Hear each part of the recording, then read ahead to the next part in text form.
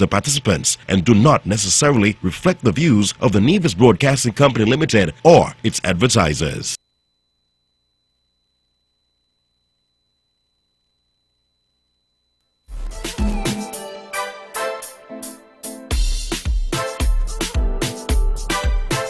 Good afternoon and welcome to another edition of On Point for today, the 22nd day of November 2024. And of course, my name is Alexis Jeffers and I'm here once again for another edition of this program.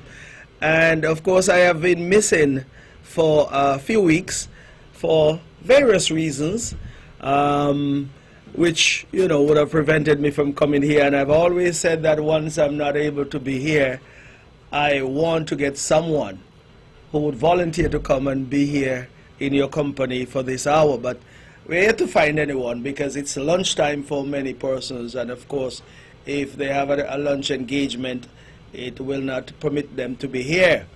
But I am here during my lunch break, though, because I have said also that once I'm able to, I'll come. But On Point will always be on the calendar here at Von Radio for as long as we can keep it there. And once I am able to come, I will be here. So I am here this afternoon, and it is indeed my pleasure to be here. So while I'm at that, let me say good afternoon to all of our listeners right here on the island of Nevis, all of the parishes, St. James, St. Thomas Parish, St. Paul's, St. John's, and St. George Parish. And of course, we have followers and listeners down in St. Kitts, not only to this program, which we appreciate, but also to Von Radio, the Caribbean's only powerhouse. Of course, we have listeners in terms of our citizens who are down in the St. Martin, that is, in St. Eustatius, Sabre, St. Bart's, the British and U.S. Virgin Islands. Of course, in the United States, spanning the eastern seaboard all the way into the heartland of America and across the western flank of the United States, and of course Canada, which is north of the United States, of course, spreading the same landmass, so to speak. We have a lot of persons who are in the Toronto area who are from these parts, and also in Ontario and other parts of Canada.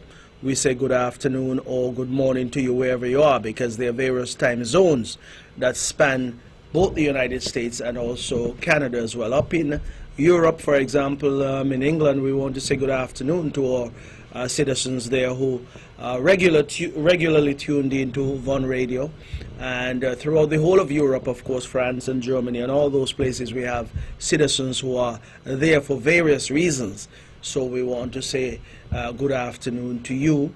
And of course, over in Asia, we do have students and persons living in, for example, in the Republic of China, Taiwan. We want to say good morning to you just after 1 in the morning on a Saturday morning there. So those who would have stayed up to listen to On Point or just to listen to the information coming out of Nevis through Von Radio, I say welcome to you. So I've covered the whole globe. I didn't touch South America, but we have persons down in Panama, and I'm sure all the way down in Argentina and those places. So wherever you are, welcome, and thanks for tuning in to Von Radio this afternoon. Well, of course, this program we normally would touch on a few public service announcements prior to getting into what we intend to discuss on our Friday afternoon.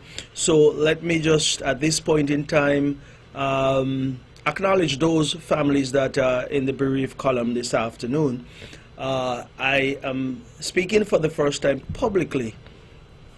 So at this point in time, I want to express my condolences to the entire family of Mr. Edric Stanley, who would have passed away a few weeks ago. I have not gotten a chance to publicly do so, so I'm doing so now. And in doing so, I will also pay homage to him in this regard, because I've known Edric Stanley for a number of years. As a matter of fact, over 30 years. My knowledge of him and getting to know him even more would have started somewhere back in the early 90s, I believe somewhere around 1990, 1991, or maybe before that. But my dealings with him were somewhere around 1991, 1992, thereabout. We all know Stanley was a jack of all trade and master of all, because he was a businessman a politician, a realtor, he was also one who offered sound advice as well. And he was one who was knowledgeable about almost every and anything out there. He can hold a discussion with you about every single topic that was raised. So that is why I say he was the jack of all trade and master of all. Because some will say jack of all trade, master of none. Well, Stanley mastered many, because he was such a verse person, meaning he had an in-depth knowledge into what was happening around him in the region and also internationally, because you can go to his business place, or you could have gone to his business place there in Church Ground, and of course his television was always on CNN or one of those major news network, so he followed the politics and the news out of the United States and also the stock market and that kind of thing. And indeed he was one who stayed in tune with what is happening around him, happening throughout the globe. And I want to encourage all of us to do likewise, because that would really broaden your horizon in terms of your knowledge and your your appreciation as to what is happening throughout the world. But coming closer to my knowledge and my connection to Stanley, at least at one point I was the manager of TDC Rentals down there in Charlestown. And indeed Stanley had a small rental fleet himself. When I say small, 2 new Jeeps and 2 new cars, 4 vehicles in total. At that time TDC had what, about 105 vehicles, quite a number of vehicles. And even though we had so many vehicles, we still had the need for more. And I would call Stanley up and say, Stanley, man, I have some business for you. But he would say, Jeff, I don't take chances with my vehicles. I don't give them to anybody. But I would trust you, knowing who you are. So I would get those 4 vehicles to rent, on behalf of TDC, not for me. And indeed his prices were a bit lower than TDC's prices. So whatever the difference is, you'll say TDC would hold that, and then Stanley would get his full price for his vehicles. That we used to rent them out for many weeks or sometimes months, because things were so good at that point in time, with little players in the markets. When I say little players, not in terms of size, but in terms of numbers. You had TDC and Noel and Strikers and a couple other small car rentals at that time. So the competition was, TDC really was the big dog, so to speak, at that point in time. And Stanley had his small fleet, but he was very protective of his vehicles and didn't want to rent them to any and anybody. So I used to get those and rent them for him and make sure that he got his monies and so forth. So that is one of the ways that I can remember him in terms of interacting that way. And I remember we had this small band. I was the assistant manager then, but this gentleman, what's his name, Marcel Hanley, he was the manager, and he asked me to join with him to manage this small band called Hot Shots. Corey Tyson and a gentleman by the name of Bam, he is the son of what's his name, Deborah Tyrrell, her name, sorry. And a couple other folks who were in that band. Those days monies were tough. We didn't have any amplifier and speakers and so forth, but we used to rent those things, and to make some money we used to go to the various parts and play some music and try to collect something at the gate or at the door. One of the places we would have gone to is upstairs, Stanley's business place up there at Church Ground. I asked him and he said, listen, Jeff, you can come with your band. Y'all can use it on a Saturday night. He didn't charge us anything for that. So we used to go. Well, the turnout were not as robust per se, but at least just Stanley trying to help and to assist us as young people coming up at that point in time. I commend him for that, and I can never forget him for that. And indeed some of those players would have gone on to larger bands and have made their impact in the musical landscape here on the island of Nevis. So that is another thing that I can recall when it comes to Stanley. In the real estate business, of course, when I became the Minister of Lands, as a new minister in the NIA, well, he approached me and started giving me some tidbits, I told Stanley I'm not here to sell lands as if I am a private realtor or in the private sector. The government have its ways of disposing of lands, but he gave me some tidbits as to what to look for and how to look at prices and how to negotiate and that kind of thing. So he was also influential in that regard. Politics, of course, we would have discussed politics on a number of occasions. You would have heard him from this very seat say he was a politician back in the day, and he ran for public office right here on the island of Nevis. Of course, didn't fare too well, but I think he took it in stride. So some persons can be defeated or can see this, taste defeat, but they're not defeated. And Stanley was one who tasted defeat, but he was never defeated in anything, because he was always one who rebounded, and he had that resilience and he had that persistence in what he did, what he said, and all of his actions suggested to me that Stanley would have lived a wonderful life in terms of making sure that he made some impact here on the island of Nevis, in the Virgin Islands where he once lived, and further afield where he would have served in various capacities, I'm sure. But we certainly will miss Stanley, or Edric, and indeed I have not heard of any obituary notices for him as to when his funeral will be held.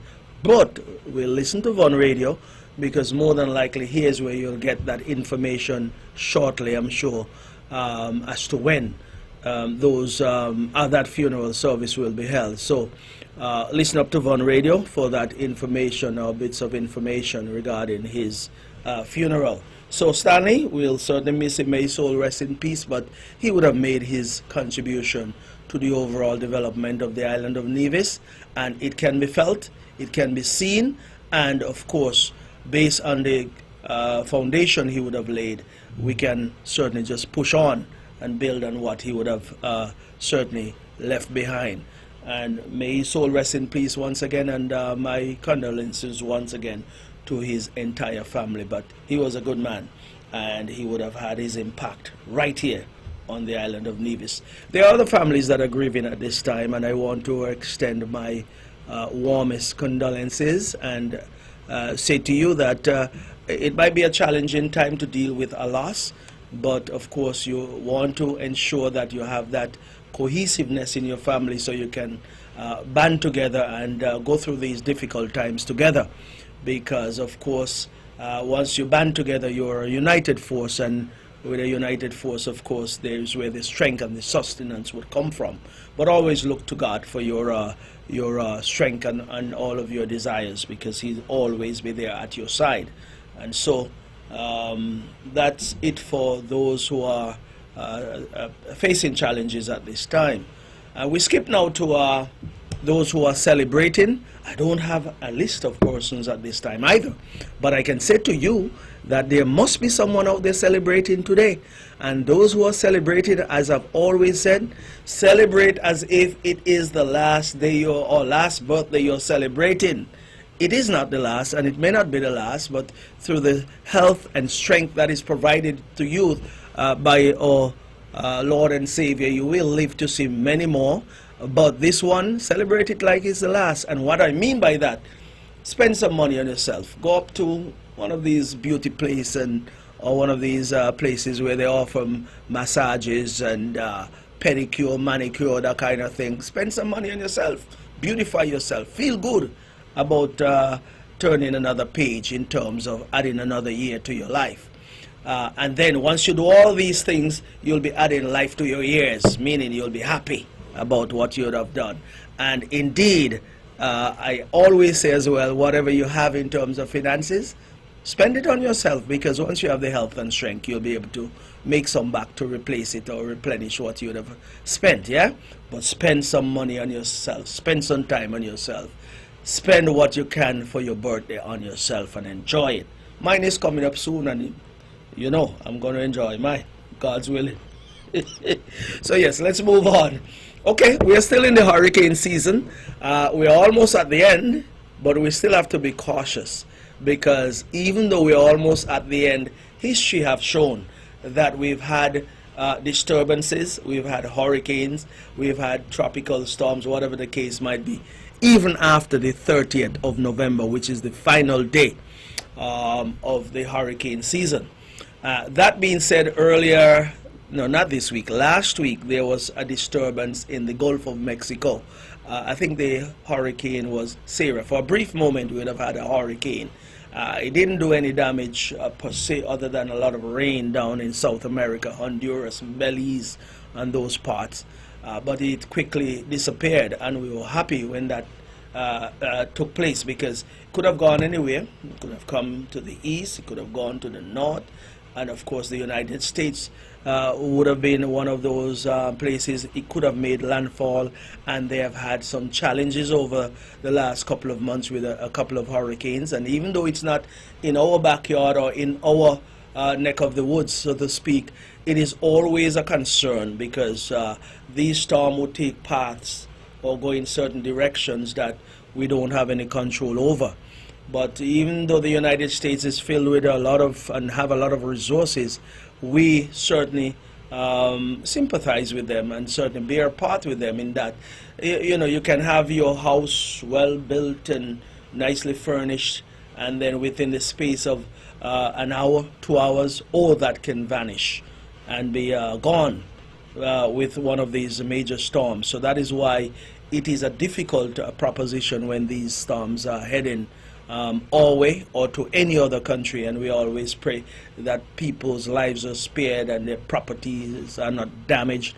But such is life. It do happen from time to time, and they would have had to deal with a lot up there in Florida, in Georgia, and North Carolina, and those states.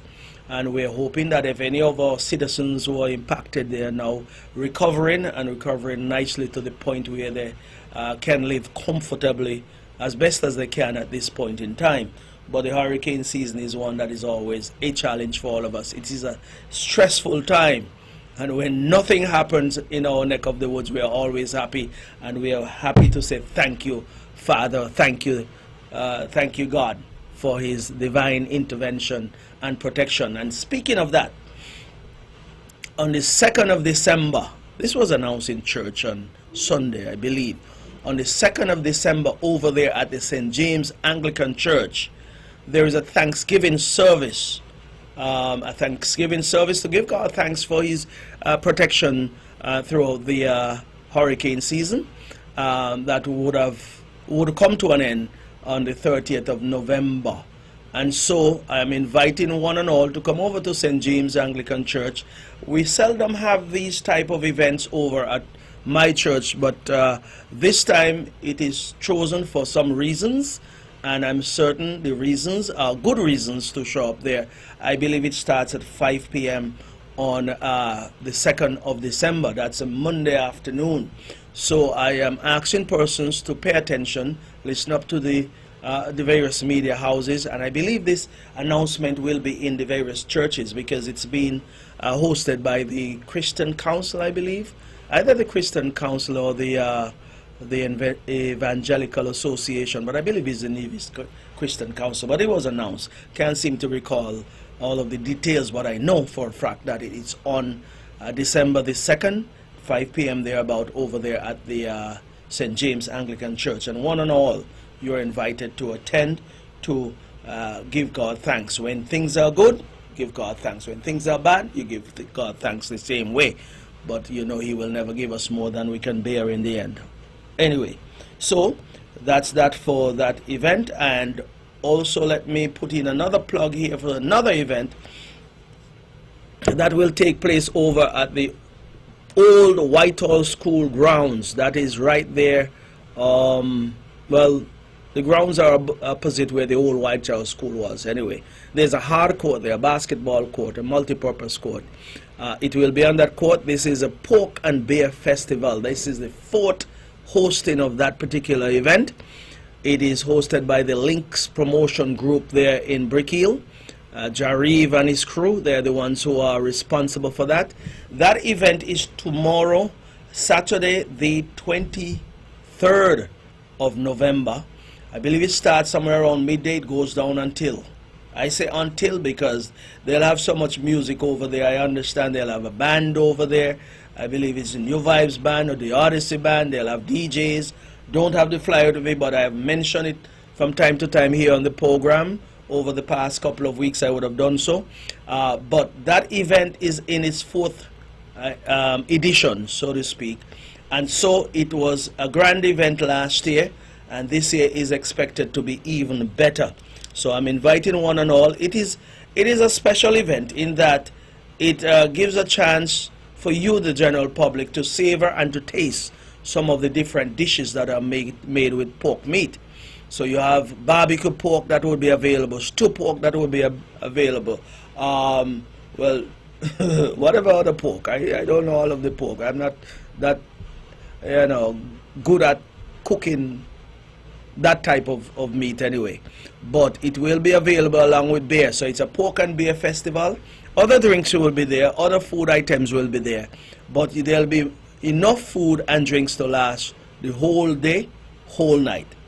So it is that big an event, and I want the general public to support it because there's some young people who are involved in it, and of course this is something, an idea that was put to them some years ago, and they ran with it, and they've been able to grow it over the years to the point where persons were meeting me months ago and asking me if this event is still on this year. So it is on, and you're all welcome to come on over to Whitehall, well, on the outskirts of Brick Hill, right there on the hard court, starting at noon, midday tomorrow, and it goes down until, be going down until midnight, I suppose, after midnight as well. But music, fun, drinks, pork, beer, all kind of drinks, all kind of eats. So go on out and lend your support. I also want to put in a plug as well for an event here that I was asked to promote for the Combomere Methodist Church, and this will be held on Sunday afternoon. So let me pull it up quickly here. Let's see quickly. Yes, the Combomere Methodist Church is having their Advent Youth Musical. This is an annual event, so it's being held on Sunday afternoon, this Sunday at 4:30 p.m. They have indicated that seating is at 4 p.m., so they want you to be there early. Take your seat and be ready to be entertained by the young people who are being, trained and taught by, I believe, what's his name? Steph, I think. Mr. Williams, though. I forget his first name. But anyway, the most important thing, though, is that the Combomere Methodist Church will be having this event on Sunday afternoon, starting at 4:30, but they want you to be there by 4 p.m. to be seated so that you can enjoy an afternoon of lovely music. I believe there'll be horn, meaning trombone, saxophone, trumpet, and guitar, and the whole thing. Musical. It's a musical presentation, so it will be a good event to go to. And they're suggesting here that the financial contributions that would be collected will go towards children learning to play instrument and perhaps to buy instruments as well. So this is a worthy cause. There is no admission fee. I don't think I see anything here of admission fee, no. But they're suggesting that whatever you contribute will go towards a worthy cause, or worthy causes, if you want to put it that way, to buy instrument and also to teach the young children how to play these instruments. So that is something worth attending on Sunday afternoon, the 24th of November. Okay? So that takes care of that, and I believe if I come up with any other information that I want to impart, I'll do so as I go along. Okay, so I have been missing for a couple of weeks, and since I have not been here, I haven't been able to provide to the general public the data that we normally provide regarding the movement of passengers over there at the Wally Water Taxi facility. We keep track of these data because it is important. And why it is important is because we have said from the get-go that this facility, we saw it as a means of providing an easy connection to St. Kitts, via these water taxis from Uwali to Reggae Beach, from Uwali to even Port Zante, for example. That is what we said from day one. It was also a means by which this government, the concerned citizens movement in government, saw the need for it so that they can broaden the horizon in terms of providing jobs, providing business opportunities, and providing an avenue through with persons who want to go across to St. Kitts, to Park Hyatt, for example, to find employment, which, of course, that hotel is right in the heart of Nevis, so to speak, so Nevisians could benefit, and also those who work down in Bastion and so forth. Also that connection to RLB and the like. So it was meant to create that ease of transportation between St. Kitts and Nevis, timely transportation in terms of the timing, where you can pick up the phone and call one of the operators at any time, because even though some operators end their schedule at 10 o'clock or 10:30 in the evening or 11 o'clock, whatever the time might be, there are times when you can get them to transport you even at 1 o'clock in the morning if you have an engagement in St. Kitts, whatever the case might be. So it is like an on-demand service, so to speak. Also, there is a scheduled service, but you can also get on-demand. And that's why at one point I would have categorized it as Uber and water. Yeah, okay. So I wasn't able to provide the data for September of this year, September. So let me give those quickly so that at least we can get an appreciation as to how much growth is taking place over there in terms of the passenger movement. We knew it was going to be a success, and we are seeing success unfold in front of us. So let us go and let us look at these numbers. So for September, passengers coming from Reggae Beach to Uwali Water Taxi Facility, you're looking at 12,078 passengers.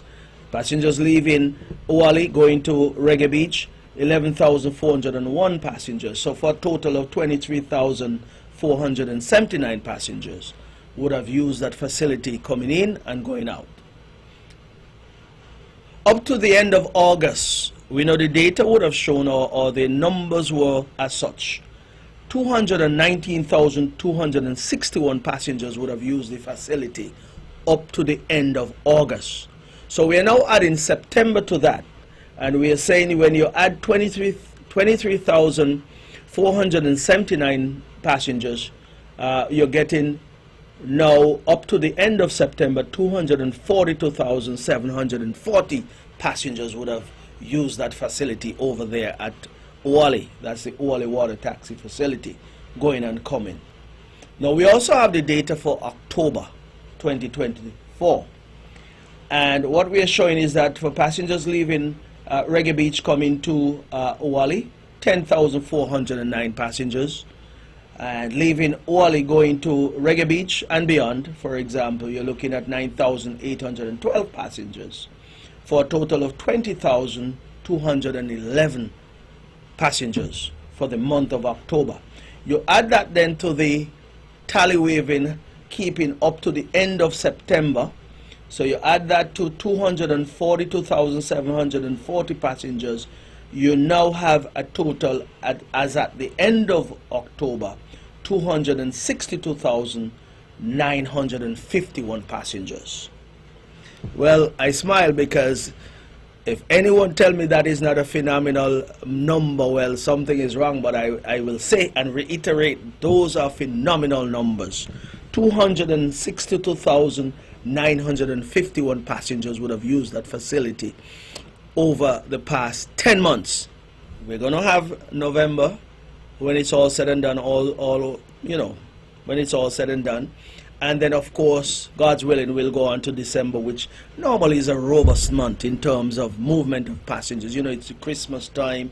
You have persons who are going down to Carnival in St. Kitts and the likes. So we are expecting to perhaps surpass the 300,000 passenger movement mark over there at the Uwali Water Taxi Facility.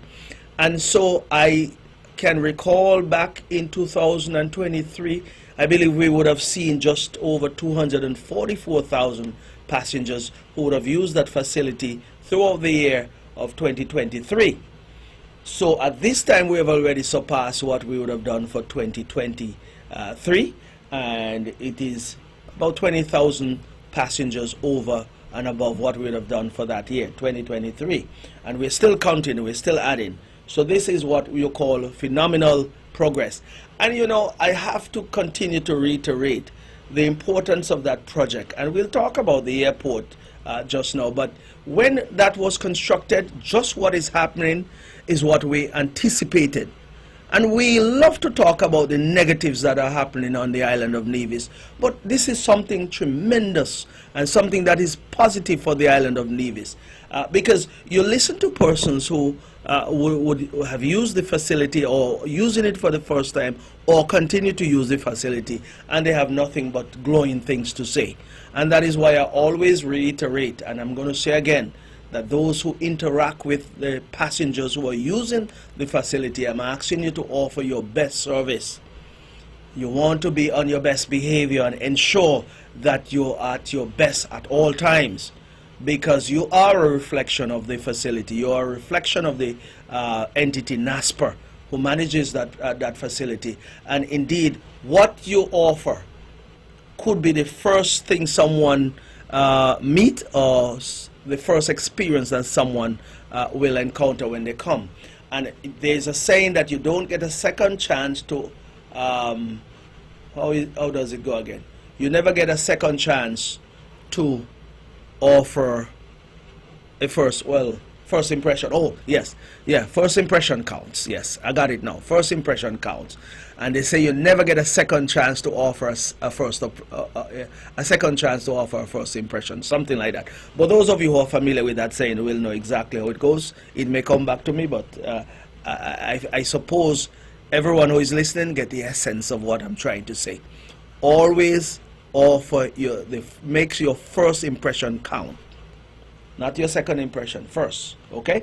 So the Oily Water Taxi facility, persons continue to make money. And it seems as though there are some persons who are offended when we say money is being made here in Nevis. Enough money is being made in Nevis, not by me. I'm glad for those who are making money. There are people who are making money right out there at Oily Water Taxi. Those who are operating their taxi, their on-land taxi, those taxi vans, they make some money. Those who operate the water taxis, they make money. The employees of each of those businesses out there make money. NASPA makes some money. The government itself makes some money because, of course, those business entities have to pay their taxes.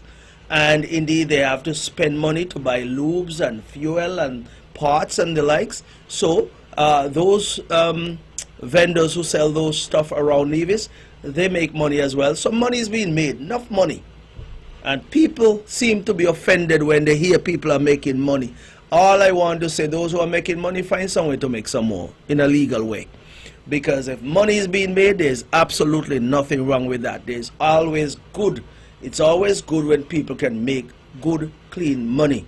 And that is what is happening over there at the Oily Water Taxi facility. And all of the restaurants and bars and guest houses and hotels and everyone here on Nevis who have some interaction with someone who uses that facility, they normally leave some money behind. So money is being made, and that is a good thing. And money will continue to be made once we keep the services going. And so it continues to grow in its importance, and it grows in its value, and that is what we want to happen. And so it gives me the opportunity now to segue into the airport expansion project that we are hoping to break ground and have initiated early next year, very early next year. You know, we've been working at this thing for quite some time because we engaged Perez Engineering somewhere back in 2015. We had our challenges, of course, when it came to 2020 with COVID-19. Everything was put on hold. All the plans and all of the thinking that we had behind this project were put on hold. But at least we were able to pick that up back in early 2023 once again. And indeed, we have made some progress over the last year and change. And of course, I am so pleased that we've been able to have at least to this point, 3 consultations. The last one was held last Thursday up there at the Pond Hill Community Center, where we presented the environmental and social impact assessment. And indeed, I will say publicly and let the public know that that document is available for you to peruse or to inspect or to read or examine down there at the public library. And I believe it is being made available as well electronically. There are some persons who have requested that, and I believe the Ministry of Communications and Work or Planning Department would have made that available via electronic means. Be that as it may, I did say over at the Pond Hill Community Center that we are moving these town hall meetings throughout the island of Nevis because the project, even though it is in St. James and the airport is in St. James, the airport expansion and rehabilitation project is for the entire island of Nevis. So everyone in Nevis have a stake in it, and everyone in Nevis must know what is going on with the project. And we've been transparent up to this point in time and will continue to be transparent going forward. I will also say that we will have additional town hall meetings, and we'll also have, once this project gets going, we will have regular interactions with the general public in terms of public service public service announcements, and also we'll have, you know, the news media will be informed as we go along. Every step of the way, we'll make sure that information is readily available to the general public. So we went to the Pond Hill Community Center. We'll go to St. John's. We'll go to St. Thomas Parish. And we know that persons from all of these parishes here on the island of Nevis currently work. Someone from all of these parishes work at the Vance Winkworth Amory International Airport. And so we expect many more persons from throughout the island of Nevis to be employed at some point at the Vance Amory International Airport, whether it's during the construction phase or during the operational phases, when you have various areas of the airport where positions will need to be filled. But anyway, we had that town hall meeting, and the turnout was good, and we appreciate all who came and voiced their concerns and opinions and asked questions. And indeed, as time unfolds, questions will be raised as well and answers will be provided. But of course, it went well in my opinion, and indeed it was one that was well worth engaging the public and those who came as well. But what is anticipated with this particular project is that we will be extending the runway, and based on the information that we would have garnered at that particular town hall meeting, we will have approximately 6,000 feet of runway, just over, a little over 6,000 feet of runway. I believe it's about 6,050 feet of runway.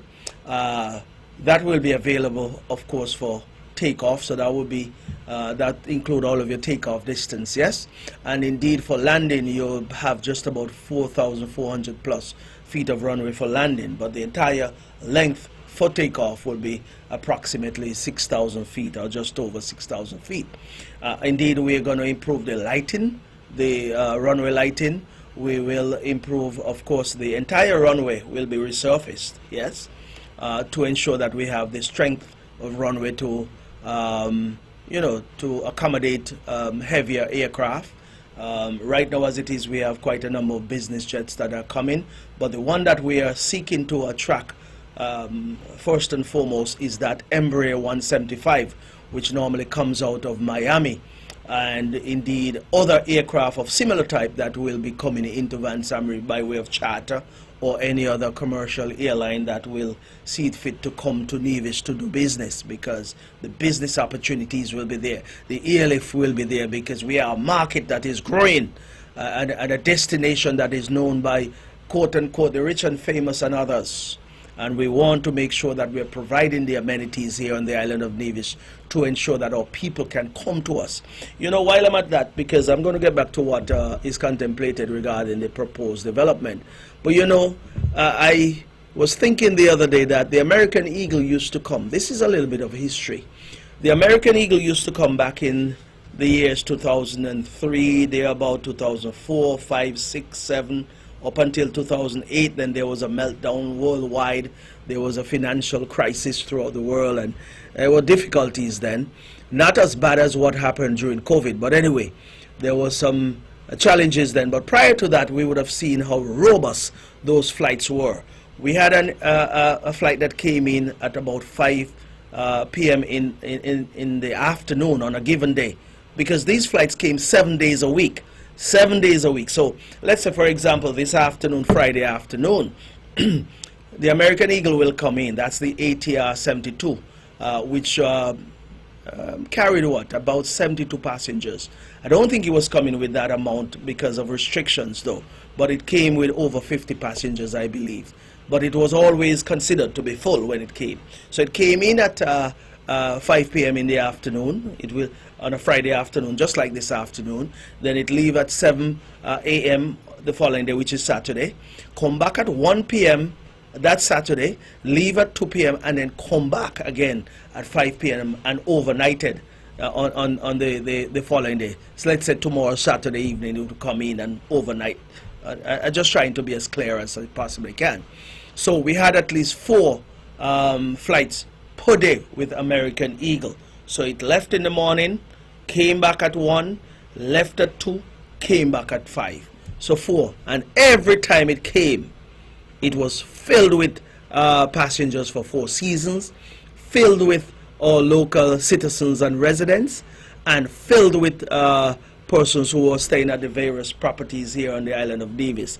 It warmed my heart and my ears when I heard one of the Yarwoods said over there at the Franklin Brown Community Center that his hotel did the best and the most business when American Eagle was flying in and out of Nevis. And that is true. American Eagle would have provided airlift to Nevis, connecting Nevis to the United States or the U.S. market, albeit it was San Juan. Now, of course, the connection is Miami, because San Juan, American would have taken their hub, the main hub, up to Miami. But of course, persons who are leaving Nevis, going to San Juan, and then from San Juan they would have gone into Miami, into New York, into various parts of the United States, Chicago, to the West Coast, California, Washington States, wherever. Not only that, persons were using Van Samry into Puerto Rico to get to Europe as well. Because out of Miami you would have caught, let's say, a British Airways. Out of Miami you would have caught perhaps a Lufthansa. You'd have caught perhaps Air France and gone to France. Gone to, in the case of Lufthansa, gone into Germany, for example.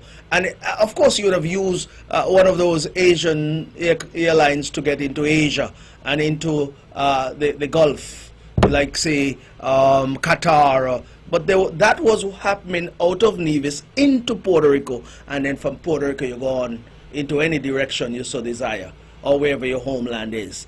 So we are saying now that we want to have that connection with Miami, for example, where all of those airlines will then take passengers to the various destinations that they're trying to get to, whether it's throughout the United States, or whether it's to Europe, to Asia, or wherever their final destination is. And the question is, who would not want that to happen? Who would not want that to happen? When you look around us, for example, Jamaica, you have the Norman Manley International Airport. You have the Sangster Airport, I think it's called. And then you go up into the northeast of Jamaica. They just opened up scheduled flights there from Miami with the same Embraer 175 into the north of Jamaica. And they're now contemplating going to different markets in the United States as well.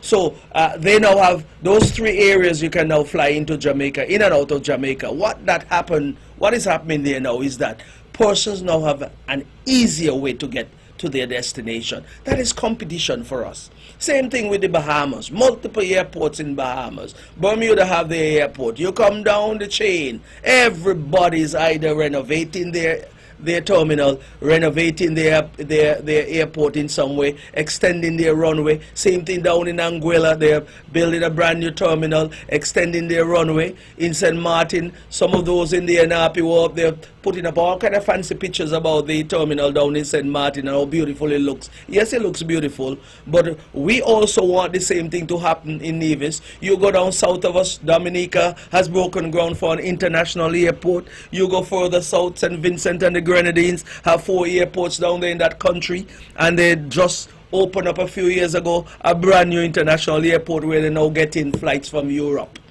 They're getting flights from Canada, they're getting flights from the United States. So my question to all those who are naysayers and all those who are mischief makers, well, nothing for Nevis now? When Nevis don't need an airport? Some may say, well, it's over there, it's dead. Yes, well, you can say whatever you want. Perhaps it is dead. It is not buried, though. It is not buried. It may be slow, yes, but we have to acknowledge that the infrastructure as it stands over there cannot support anything more than what is happening over there now. And that is why we are saying, and we are pressing on with this effort to extend the runway, expand the terminal, build a new fire hall, renovate the existing tower, because based on the experts, they're saying that the structure itself is sound. And then, of course, provide additional apron space for parking, build a hangar, build also a fuel farm, because you know a lot of money is made out of the sale of fuel, and indeed that fuel farm will be built with a capacity of somewhere around 200,000 gallons of fuel they can hold over there.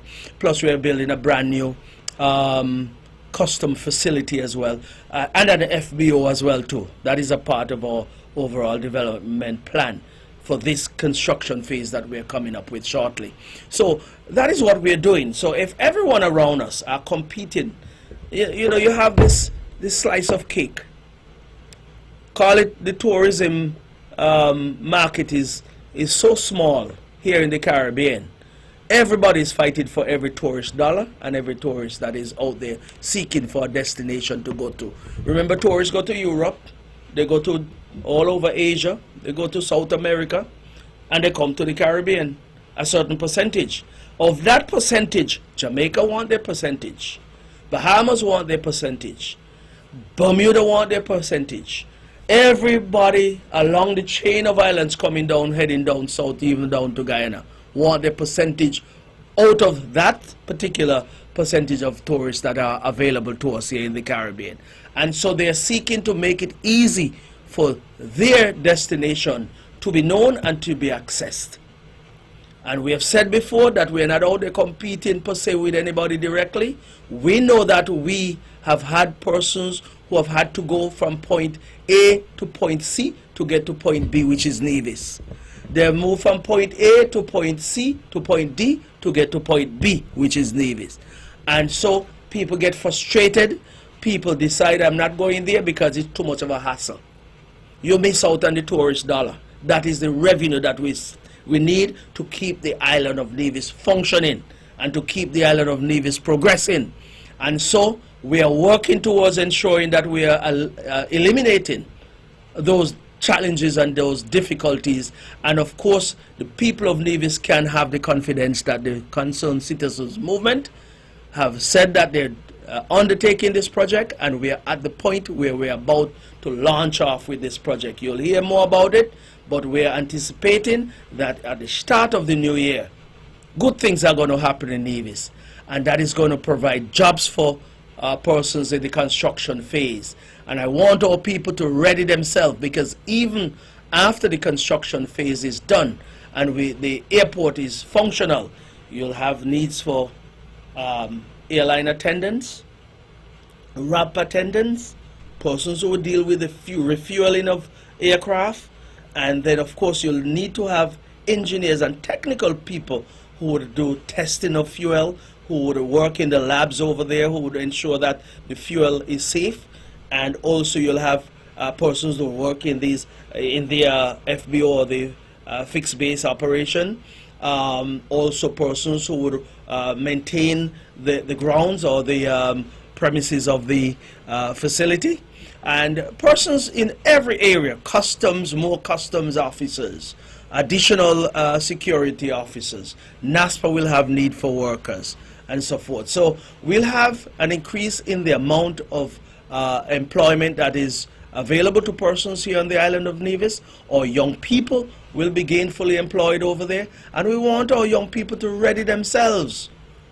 Because some time ago, I believe sometime last year, it might have been earlier this year, I had some discussions with some young fellows there in Newcastle, and we were talking about the airport expansion, and they were asking, is this thing going to happen?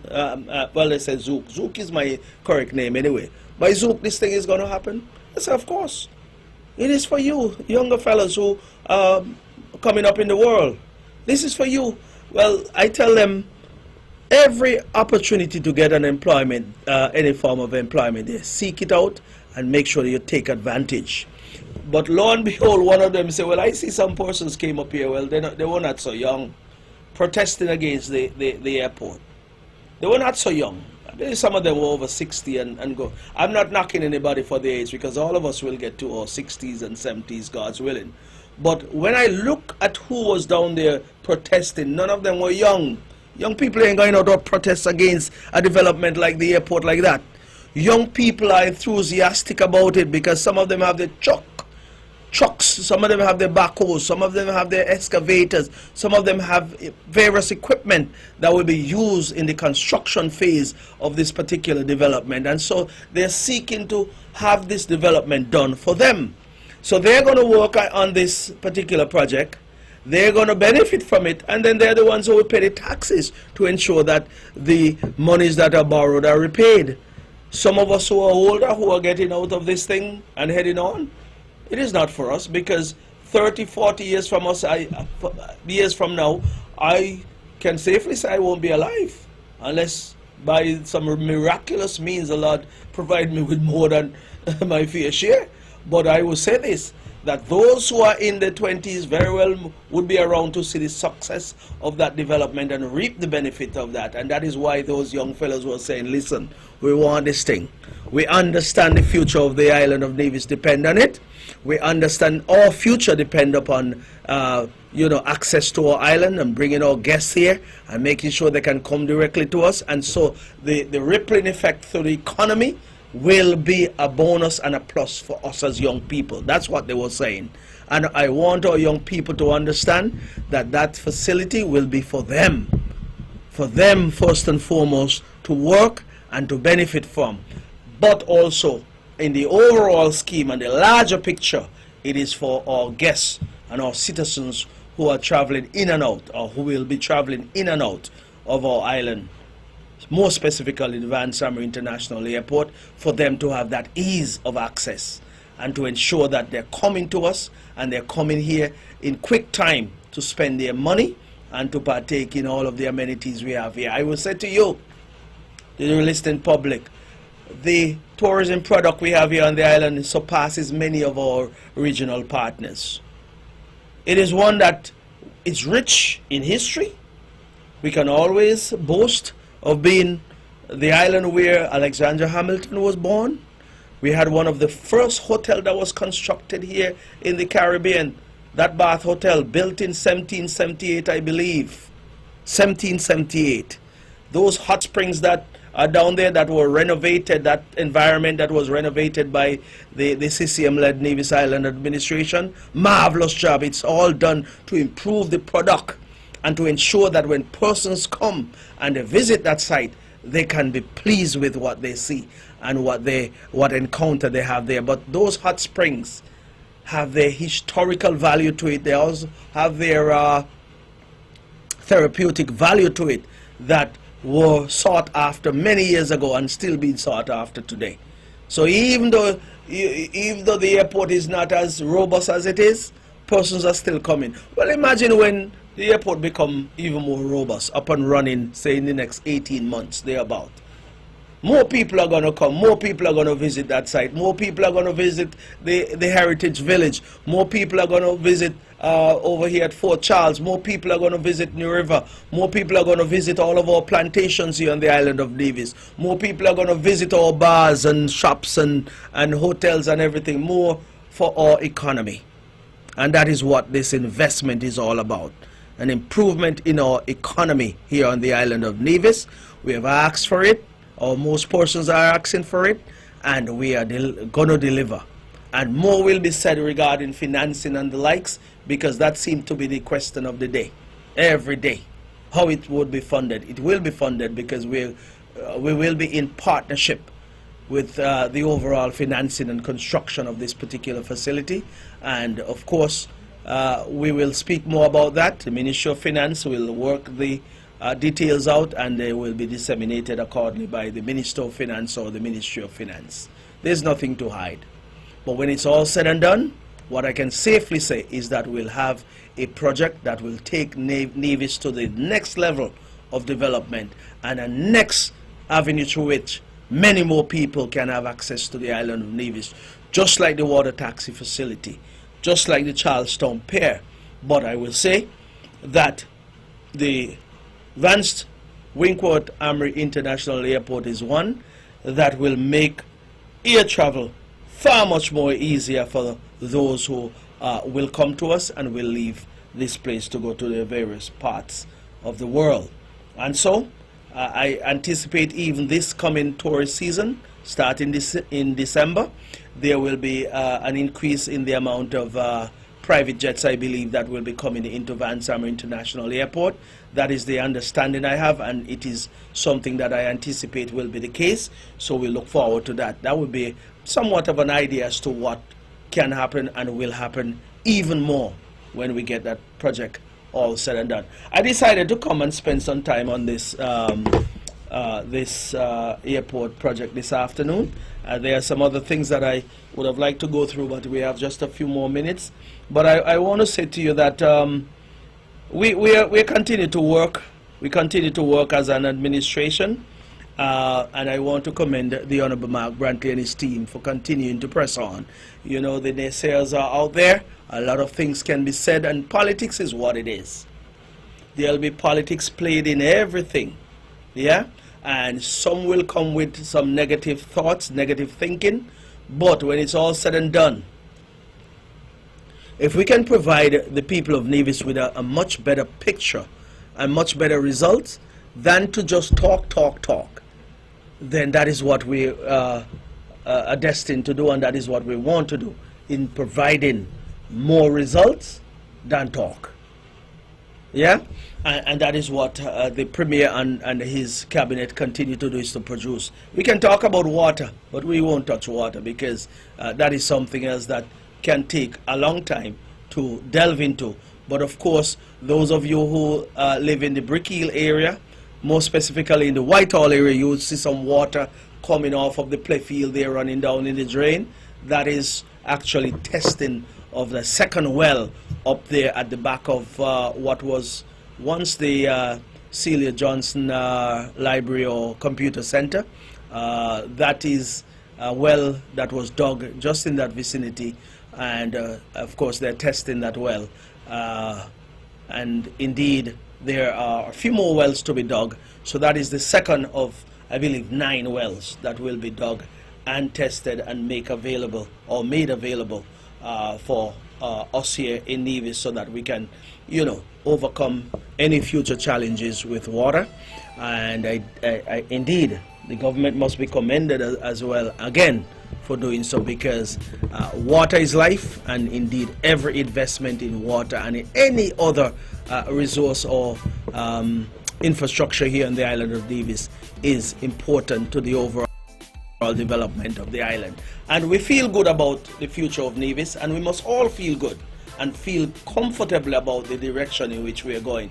We are heading in the right direction and doing the right things to ensure that there is sustainability in our economy and sustainability in our growth and development here as a people and as an island.